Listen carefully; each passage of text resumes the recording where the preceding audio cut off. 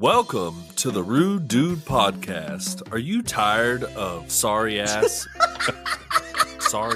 bums who got sober to be boring as fuck? We made some bad decisions and fried most of our brain cells, but we saved a couple to bring you this show. I'm Cam, and my partner is Hen, and we're here to do the exact opposite. At Rude Dude Recovery, we bring the lighter side of recovery to your ears every Monday. Are you interested in things like how to navigate anxiety, depression without using substances? How about telling Aunt Mildred that you can't come to her 97th birthday party? Tell Aunt Mildred you're not interested in her fucking birthday party. Are you a selfish asshole?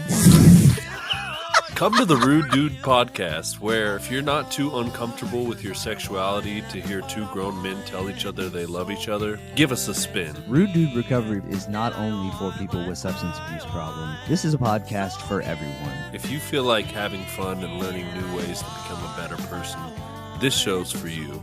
We welcome you to the Rude Dude Podcast. Word.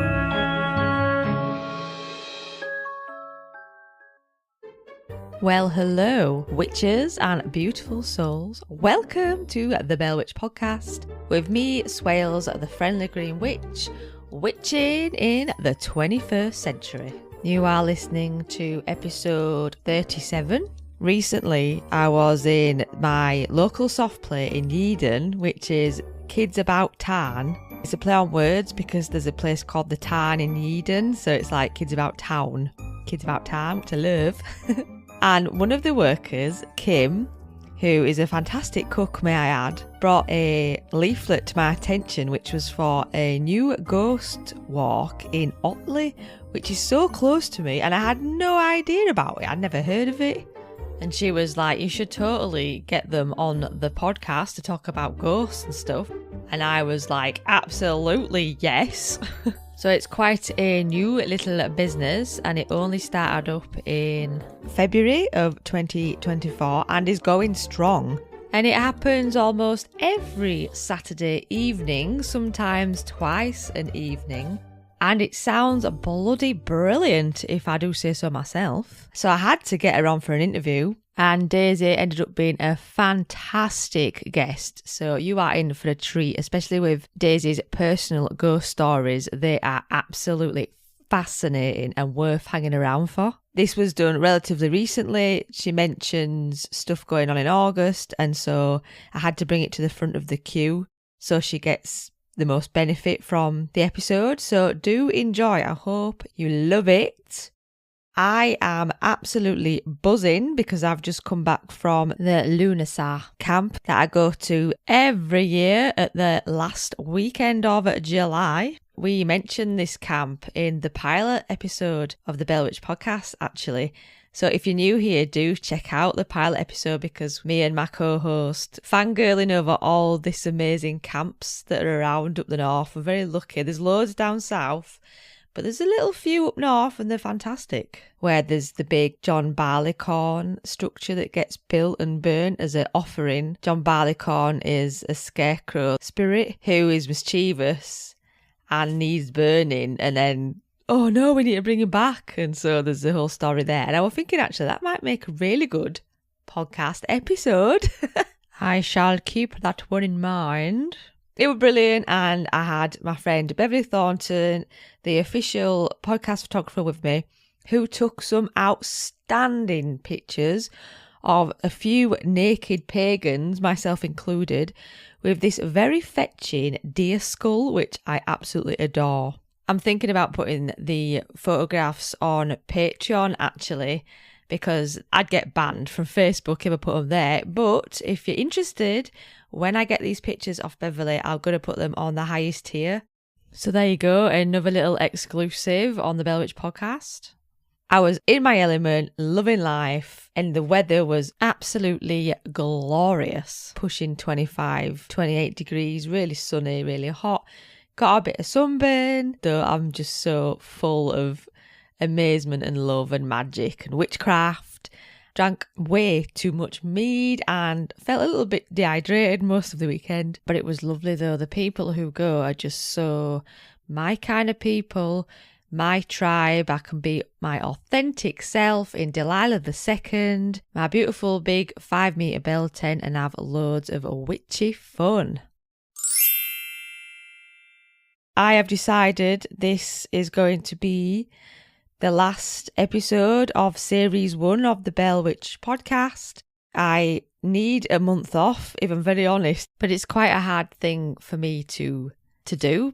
I love podcasting and I'm also kind of scared I'm going to lose my momentum, but there's just so much going on and my head is an absolute shed, which is a shed. And with my kids being off and holiday season and all that, I think my head just gets a bit cluttered. But don't be sad because, I've got an exclusive for you. I am doing another podcast project with my little girl, Flossie, and I want to work on that over the month. And then I'm hoping to release the project as the kids go back in September, early September. And so this podcast will have to just have a little bit of a pause while I work on editing the other podcast. But don't worry, I will be back in early September, I promise. I'll be back with an exciting announcement of a launch of another podcast project. Oh my God, I am mad. And then we'll get back onto the swing of things and resume the Moot Loots because I have got a massive, massive backlog of Moot Loot interviews to edit and publish, but that's a podcaster's life. I'll still be around, I'll still be online, you can still email me, you can connect with me on the old tinterwebs. Please connect to me and join my Patreon if you can. You can come in for free taster, or join for as little as £1.50, where you get behind the scenes exclusive videos, manuscripts from the meditations, blog posts, and sometimes exclusive mini episodes. £1.50 is like a cup of tea for this witch, and every little thing helps to keep this podcast rolling. Or you can leave me a little rating and a review to keep me going. That'd be amazing. Thank you so much to my lovely new subscribers. Iron T has joined. Thank you so much for supporting me on my little podcast adventure. You are awesome. And also thank you to Rachel for giving me a tip via Buy Me a Coffee. That was fabulous. It's amazing and I'm truly honoured that people pay me for creating this podcast and for magic, for like practical, bespoke magic. It is the dream job to create custom magic sigils and also make a living out of it. I am just so blessed and honoured that I'm trusted with information gathering and also creating custom bespoke magic for you. Anyway, time for me to press play on the Moot Loot, and I wish you a very happy summer and a great holiday season, whatever you are doing, and I will be back to normal with series 2 at the beginning of September. So enjoy, witches! Welcome, Daisy, to my little witchy podcast. Thank you. Hello, Emma. About 10 minutes ago, I went, oh gosh, I don't know what she's called. Because we were talking on the old tinterwebs via your company's Instagram? Yeah, Turnip Fish. Hardly call you Turnip Fish. You can if you want. You can call it what you like. I don't mind. What's this name, this spindle? What is it? Spindle Shanks McScrew. You're going to have to tell me what that's about. I don't really know myself. That's the ghost tour, well, that's the ghost leader's name. It's kind of loosely based off of Spindle Shanks, who, if you ever watched Grizzly Tales for Gruesome Kids as a child on CITV. I think I'm a bit too old for that, actually. They're all on YouTube and they're great. They're really creepy little cartoons. And at the beginning, there's this old man and he goes, "You are welcome to Grizzly Tales for Gruesome Kids." And he's got a little purple spider called Spindle Shanks. So that's where that comes from. Boris the Spider, like another famous spider. So I've only just come across Otley Ghost Tours, and that really, really surprised me because I'm only up the hill, sort of near Yeadon. I go to soft play in Yeadon every week with my kids, and the lady who helps run the soft play said, "Oh my gosh, have you seen this?" And she gave me a leaflet. Oh, that's so and good. I It's was, reached Yeadon. I know, and I was just like, I cannot believe I've only just heard of this. It Oh. just proves, how hard it is to get the message out there. Do you know what it is? It's hard to get out of the valley that is Otley. Like, talking of spiders, I say that people are like spiders in a bathtub and they get stuck in the valley and you can't climb up the Chevin or the hills to get out. But I obviously need to up my marketing regime and go to Yeadon and Guiseley. Yeah, absolutely. Yeah. And I just thought it'd be awesome to ask you to come on because I make this in Rawdon area, which is like a neighbouring village. It's literally up the hill. Also, big shout out to Kids About Tarn, which is like my local soft play. Like, whoop, whoop, I love them so much. to Kim, who brought it to my attention, she'll be ecstatic that I've mentioned her. Yes, thank you, Kim, very much. Can you tell me a little bit about, is it a new adventure that started, or has it been going a while? It's fairly new, yeah. So I started in February, and before then I was working in York on the Witches Tour, funnily enough. I worked there not very long, only for about 5 months, and then I started thinking, well, I'm a scriptwriter, so I did at uni and things like that, and I loved it, but it made me really curious about Otley's history and sort of local history and what that might have to offer. So I started to do a bit of research, and then it sort of just followed on from there. I was working anyway. I was only doing the witch tour once a week, and I decided, right, I can just write my own and take it about, and so that's how it started. But I decided to concentrate more on ghosts because, funnily enough, there are quite a few haunting this little town. I was going to say, I bet Otley is packed chock-a-block full of spooky going on. It is chocker, especially in the pubs, and that's just the regulars. Oh, nice. I like it. I mean, is it going well? Are you getting a nice little following? Yeah, I think so. It started off very well. It's dipped a little bit for summer, which was to be expected because it's quite light out there. But I'm thinking October time and come autumn, beginning to pick up now, actually. So I've got a few more booked on than usual this weekend, which is quite nice. Yeah, I think October's going to be a fun one, for sure. Have you got special plans? Yeah, I think there'll be a few more ghosts and a few more scares, and I'm going to up the story game a little bit. So there are plans in progress for sure. So exciting! Are you like a one-woman band then, or do you have a bit of a team? Or well, I'm a one-woman band, but every so often I have a friend who happens to be dead, and she pops out and terrifies people occasionally. But I don't see it happen very often. She just sort of does it when I'm not expecting it. Oh, that's fabulous. I love that. Yeah. You've just been up to Edinburgh Fringe, have you? So that's it. That's in August. So I've got a few weeks, thankfully, to rehearse. But yeah, funnily enough, again, that's another witchy themed thing. So that'll be it's a 3-hander called My Pretties, which is about 2 women who decide to start a smoothie business after they realise that their boyfriend has been 2-timing them, Fred the Postman. He's a little troll. Yeah, and then they just sort of gradually turn more and more witchy as the play goes on, and it all turns to turmoil. That sounds so good. I love it. Oh, it's somehow turned into a musical as we've been rehearsing, so we'll see. Just following the flow. Yeah, pretty much. Every rehearsal's completely different, but we'll see how it ends up when we actually get there. Well, I'm hoping, Daisy, that there's going to be a witch or 2 in your storytelling. I can tell you some York ones if I can remember them. It'd be good to dust the cobwebs off. There's a spider theme going on. I know, yeah, what's going on? They're following me.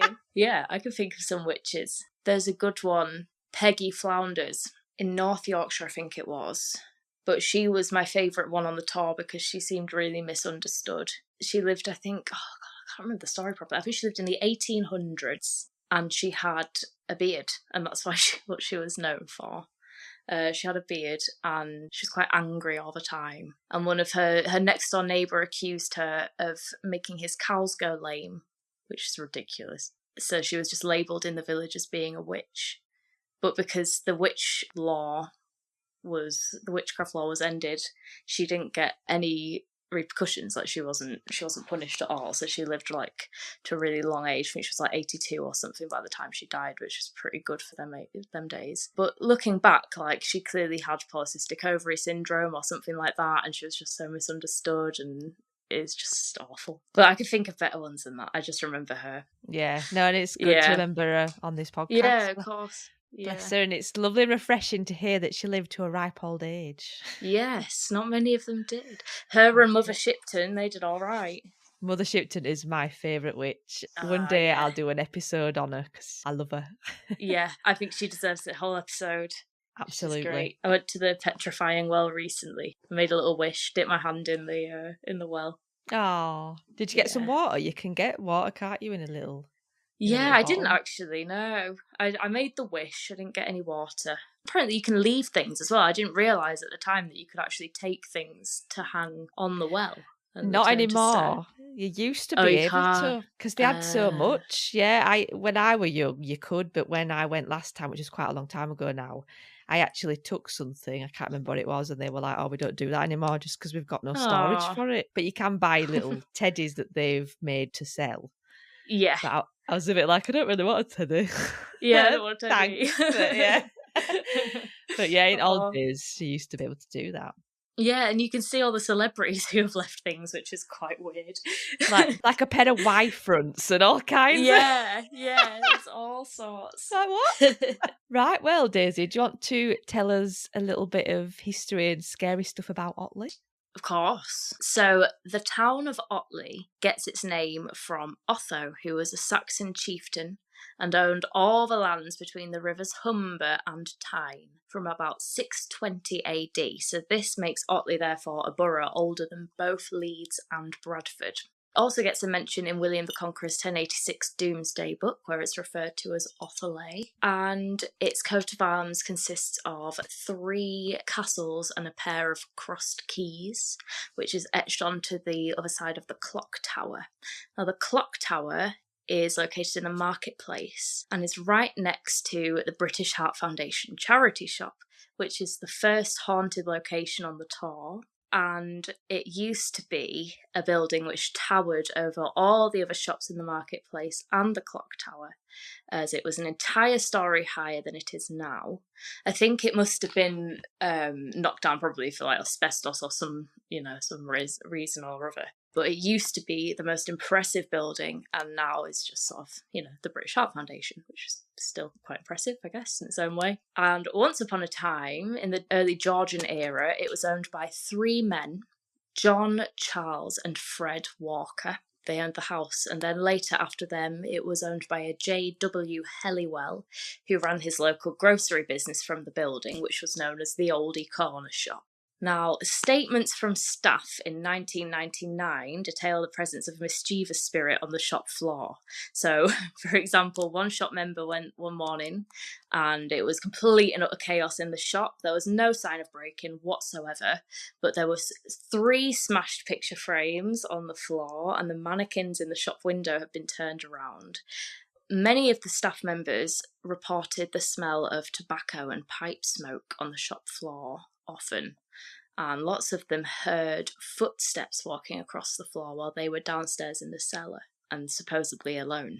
Now, doing the research, it's quite funny finding out about these 3 men, the 3 smashed picture frames, and this smell of tobacco, which I'm wondering whether that was sampled by our J.W. Helliwell in his old corner shop. But yeah, it wouldn't surprise me if they were still there, lingering. The marketplace as well is really interesting to think about its past and some of the medieval marketplace vendors who used to sort of haunt the cobbles once upon a time.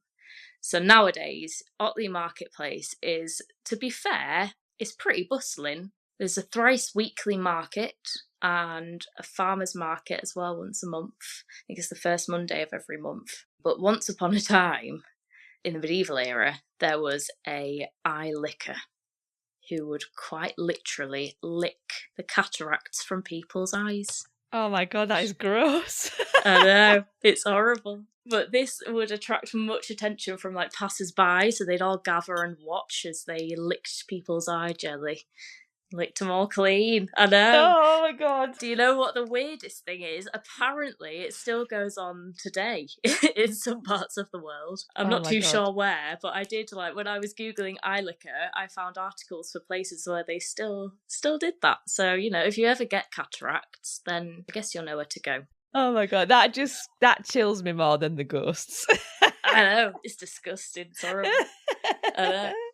And just next door to that, arguably worse, depending on your preference, would have been the marketplace dentist who would use pliers to yank teeth from people's mouths, which they didn't have any anaesthetics back then, so they were the marketplace vendors. While we're in the marketplace, a very haunted pub called the Black Bull, which is, you know it, have you been to that one? Yes, yeah, a couple of times, yeah. It's of course the oldest pub in Otley, and is well known for that and is now a Grade 2 listed building. Many of the regulars and customers do say that it's haunted, and I fully believe them. People have often heard heavy footsteps again coming from the room above the bar, and some customers have even reported having had their faces stroked by invisible fingers. Yeah, so it's best known for having been drunk dry, as they say, by Oliver Cromwell's troops on the eve of the Battle of Marston in, when was that, 1644. But then they were featured more recently, obviously, on Channel 4's The Hairy Bikers. They highlighted the importance of using local businesses and preserving local history, which is something I always tell the Ghost Tour members is exactly what they're doing when they join. While we're on the Black Bull, if you venture up Kirkgate a little bit from the marketplace and you cross the road, you'll go past the Navvies Memorial, which is a stop on the tour, and then you walk through the parish churchyard, which is said to be haunted by a lady with long blonde hair, a white flowing dress, and no eyes. They must have been licked out by the eye liquor. Oh. She's often spotted by children, and she's often seen meandering around the graves and singing to herself. But then when you go through the parish churchyard back to the Black Bull, there, once upon a time, was just north of the church, was a bone house, which was a small wooden shack where bones and skulls and all other parts belonging to the dead would be thrown after they had risen to the ground's surface after heavy bouts of rain. One evening, many, many moons ago, in the Black Bull pub, there were two men and they were drinking, well, there were probably more than two men, but at the time, in the story, there are two men and they were drinking gallons of ale. And one of the men dared the other to venture to the bone house and retrieve a skull. And if he succeeded on this mission, a gallon of ale would be waiting for him, all paid for. So he ventured up to the bone house and approached it with gusto and found his trophy on the floor, unaware that his mate had slipped out the back and followed on after him up Kirkgate. So he opened the door, picked up a skull, and heard the words, "That's mine." He dropped the skull in fright, and then he dusted himself off and picked up another one. He heard the words, "That's my father's." Sorry, I have to do the voice. So he dropped it again. And then he was gasping for a gallon of ale. So he picked it up, another skull, and heard the words, "That's my grandfather's." I don't know how it's going to sound on a recording, but I'm doing it anyway. Great, I love it. So then he decided to challenge the voice, and he said, "Who art thou?" "I'm the devil," came the reply. "Well, I think you're a very greedy devil," said the man, and he scuttled off back to the pub, threw his trophy on the ground, and exclaimed, "I've won, but it's the devil's, and he's coming for it." And then he got very, very, very drunk. And the devil came? Oh, we don't know. Possibly. I think it probably did. It's funny because I feel some of these tales you're telling me, I have a weird kind of sense of I might know them a little bit, especially with the charity shop ghost. when you were saying about it. I was a bit like, I feel like I've heard little bits and bobs of this story before. It's like urban legends, isn't it? Yeah, how strange. Yeah, I guess they do all Brilliant. sort of roll into one in a way. They influence each other. Yeah, they must do. I Absolutely. feel like all ghost stories, especially local ones, probably do merge and have, from town to town, people will tell ghost stories that are similar, and they, it's like word of mouth, isn't it? Sort of, especially when you're telling ghost stories in the pub and things like that. Like, things will get mashed together and change slightly depending on the town. But it's quite interesting thinking about it like that. And it's for beautiful. sure. These stories need to be getting told. Like you say, there's Yeah. an art and a beauty in sharing stories. I did an amazing ghost tour in Robin Hood's Bay by Rose. That was my favourite. Yeah, she's still going. I'm so glad to hear. When I was little, I went on that tour, and it definitely influenced this ghost tour, because it was like one of my favourite childhood memories. I love Robin Hood's Bay. It is beautiful. I went there for February half term and did the tour, and Rose was just amazing, and she was just, like dressed up, and she was really into it. You could tell her passion was just oozing out of it, and it influenced me to do a whole podcast on Robin Hood's Bay ghosts and stuff, which I will link in the synopsis of this episode. So when I heard there was one down the road, I was just like, mate, I need to. And this was more or less also influenced by Rose as well, in a way. I mean, that was the first ghost tour I ever went on, and hi Rose, if you're listening. I hope she is. Yeah, we're like proper fangirling over you, Rose, because you're awesome, and it's great to see you thriving. You are into ghosts. You must like ghosts. Have you actually ever experienced anything paranormal yourself? Oh, now we're talking. Oh, several times actually. It's really strange, especially before and during the making of the ghost tour, funnily enough. I don't know if maybe I was just hypersensitive to it, or they were trying to contact me, but I like to think that they like the ghost tour, and they like to be involved, and they like that their stories are being shared. But in York was a strange one. In fact, there's two. When I was, where was I? It's meant to be a really, really haunted area in York. Barley Hall. I went through this little ginnel, and my tour I was only about 5 people on the tour. This was the witch tour. There's about 5 people behind me, but they were a little distance behind because they're a bit slow, bless them. And I went forward, and I was in this courtyard and into Barley Hall. Beautiful, this hall, and it's often very quiet, and it's quite hidden, but they say that it is haunted by the spectral presence of a lady, and that's sort of all we know. We don't know who it was, but it could have been a witch. We don't know. And anyway, so I walked through this ginnel, and I just heard this like someone whispering, and there are windows all around, and I thought someone's actually, taking the mickey. What's going on? So I was sort of looking up, and I just sort of started thinking, what? It's still going. And I didn't see anything. There was literally no one there. And then the rest of the tour caught up, and it just stopped. But I just felt like, and it feels eerie, and it feels weird. And I was just like, right, there was something there. And I knew exactly where it was, and it was in the corner, just before you go through the rest of the ginnel, past the hall. And it was this like a sloping roof, and it was just up there. It freaked me out. I did the rest of that stop, and I just sort of kept looking up like as I was doing it, which wasn't very professional, but I did. And I didn't see a thing. There was absolutely no one there. So that was one York experience. But then another one, and they're quite little, but when they sort of happen and you notice it, it's there, and it sticks with you a bit. So for the witches tour, we got changed in a pub. So we put all our hats, and that's where we sort of stored everything, the broomstick and stuff like that. And it was at the Duke of York pub, which is in King's Square. So it's pretty central, next to the Shambles. And York, all the pubs are haunted, or so they say they are. They're all very old. So this one, we had to go right to the top of the pub. But I went in before the tour started and before I got changed for a wee, as you do. And I went to the ladies' toilet. And it was just very strange. The toilet roll just started sort of going down. And I was like, put my hand on it and stopped it and rolled it back again. And then it started going again. And then I stopped it and then it stopped, and then it went down a little bit, stopped on its own, down a bit, stopped on its own, and then down loads more. So I stopped it, and then it did the same thing, went down, went, stopped, down, stopped, stayed for a while, and I was like, stay. Oh my Did what I God. had to do.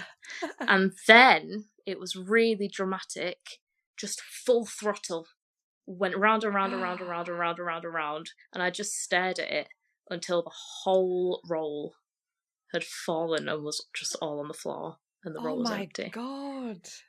It was really weird. That is a hell of a story. It was just really strange. And then I got out, washed my hands, did my tour, and went home. But it was just like, I was so freaked out. God, you must have pooed your pants. Well, no, I'd already done that, you see. Oh my God, that is safe, mad.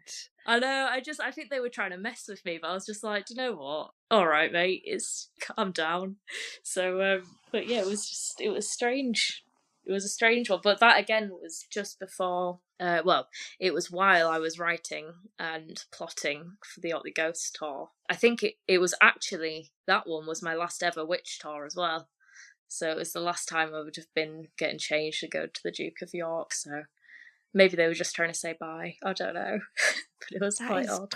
That has blown my mind. I mean, Yeah. when you hear ghost stories, you try and figure out what could cause that. But it's like, there's no explanation unless there's literally somebody on the other side with like some fishing line or something pulling it. It what was hell? very strange, yeah. And that was, it was on the wall as well. So it was, I guess there could have been someone on the other side of the wall in the next room, but I don't know. That's one of my favourite ghost stories Is ever. it? I'm gonna remember that on my deathbed. It's amazing. It might be you in the next life. Queuing up all these ideas how to haunt people. Right. Yeah, right. I've got a good idea. Right, I should go to the toilet. I've got another ghost story. It links with the ghost tour as well. This is actually I find this strange anyway. I don't tell my side on the ghost tour just because, I kind of want to keep the stories as they are and stuff like that and relevant to the building. So there's a stop on the ghost tour and it's for the Horse and Farrier, which is, again, an old pub. It was built in like the 17th century and it was originally called the Four Horseshoes, which is likely because it was next to the old town blacksmith. Now, the blacksmith in business for years and years went by the name of George Henry Hunt, and he retired in 1950. No, sorry, he retired in 1946 and then died shortly after in 1950. So he's been spotted by multiple people inside the pub, and he's often spotted behind the bar and at the foot of the stairs that lead to the upstairs function room. And the ex-manager of the pub, who I know because I used to work at the Black Horse in Otley as well, and he was a regular there, so I'm very grateful to him. He's told me a couple of ghost stories for the tour, but he told me of this one. So he awoke from his slumber in the night to a big man in a big black trench coat at the foot of his bed. Now, he told me this before I'd done any research into the Horse and Farrier's ghost, or the ex-farrier, George, or blacksmith, George. And it was only when I was practicing the ghost tour and practicing the script and learning my lines and things like that, that I realised that I had seen him as well, which is quite weird. So, delving into it, this happened a couple of years ago, 2.5 or so years ago, when my parents or family, we moved from one house in Otley to another. So my mum and dad moved out into the sticks in the middle of a field into a converted stables. When we first moved, my bedroom, as usual, to be fair, but we'd just moved, so I had an excuse. It was a complete mess. I was also at uni at the time as well, so I wasn't really living there. I was kind of half and half, and there was a lot of just stuff everywhere. And I have occasionally suffered from sleep paralysis, but that was one of the first times that I had. I was sort of like stuck in my sleep. And the corner of my room, and this of course is before the ghost tour, this was years ago, there was a tall, older man in a big coat with some kind of tool. And he just gave the air of Yorkshire grump, you know, like an old Yorkshire grumpy, irritated man. And I just got the sense that he was absolutely fuming. And I didn't know why, but he seemed like a right git. And I tried to bend down to turn my light off, but I was sort of still asleep. And then I sort of woke up and was able to do it, and I turned my light off, and the switch was on the floor. And then I must have still been asleep and dreaming, because I just kept falling and falling and falling and falling. And then I sort of woke up again, and he was still there, and I was like, for God's sake, I'm still, you know. And then I eventually broke out of it, and I did turn my light off. I was just really freaked out. But I recounted to myself everything that I knew about this guy. So I was like, right, Yorkshire, grumpy, big coat, you know. I just started thinking about it. And this sounds really weird, and there's no way of me proving it, but it's true. And my friends and family will tell you that it's true, because I got his name and I thought, right, Jeff, I'm going to call him Jeff. He seems like a Jeff. He's old, he's grumpy, and I think he used to work here on the farm. And it was when I was rehearsing my lines, and he'd been spotted as well by a friend of mine, one of my best friend's brothers.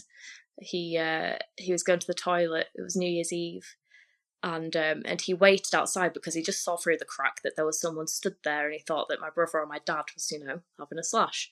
So he didn't go in, and he waited there for about 5 minutes, and then he poked the door open. There was no one there, so he came back to me and he said, "Daisy, is this place haunted?" And I was like, "Yeah." And he went, "Oh, I thought I saw a man." And I was like, "Oh, that's Jeff." And then it wasn't until, you know, all this had happened, there was another instance where I thought I saw someone crossing the landing and stuff like that, and then I finally put two and two together when I was rehearsing my lines. Oh, he's not called Jeff, he's called George, and that was an old stables, and he was a blacksmith, so of course he's been to this old horse stables where they obviously used to be horses, and has been meddling around with their shoes. I felt like I've met this guy, and he is a git. Oh my God, that's so it. amazing. Oh my God. Yeah.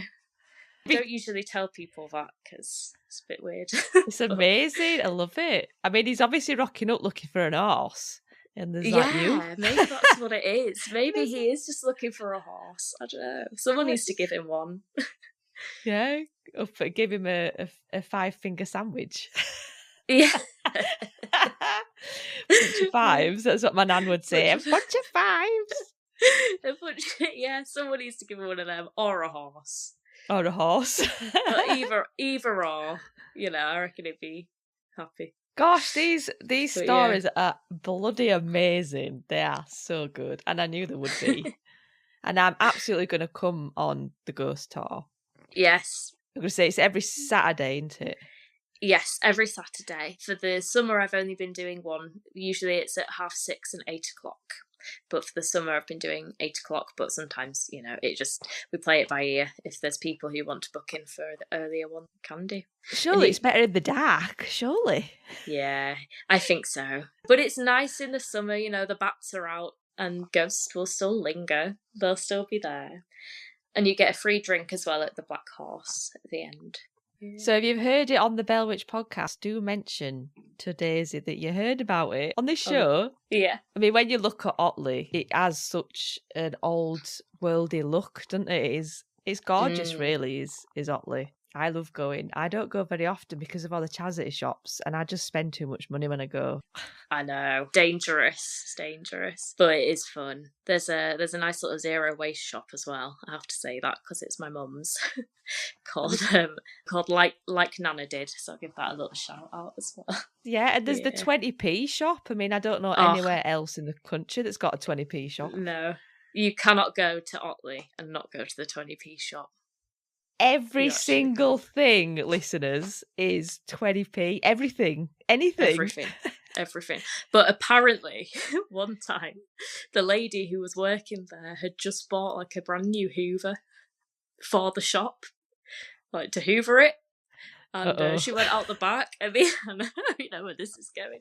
She went out the back, and another lady or whoever was working there was like working, and so I was like, "Oh, have this, please." They bought it for 20p, and then she came back. She was like, "Where's my Hoover?" Just like, oh my God, you'd be devastated, wouldn't you? I know. To be that person who got a brand new Hoover for 20p, I'd be like, "Are you sure? Are you sure?"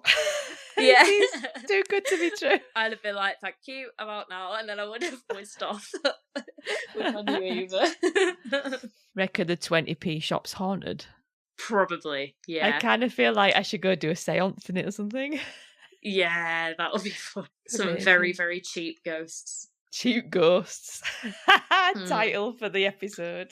Yeah, cheap ghosts. It's been amazing. Thank you so much for coming on and telling us a you. few ghost stories. There is so many more, but we can't tell you them all because you're going to have to go on the ghost hunt and experience beautiful Otley. Where can we find your social media websites? Yeah, so Otley Ghost Tours, you can just search into Google and it will likely come up with a website called Turnip Theatre Company, which you can book through there. The handle for Instagram, again, is Turnip Theatre, and same for Facebook and for Twitter/X. Yeah, everything like that. If you could type in Otley Ghost Tour or Turnip Fish and it should come up.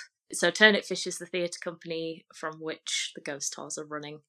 And if you'd like to check out anything else that they're doing, got an Edinburgh Fringe show coming up. So if anyone's going to Fringe, please come and say hello. We're playing at the Space at Surgeons Hall from the 12th to the 24th of August, Theatre 3.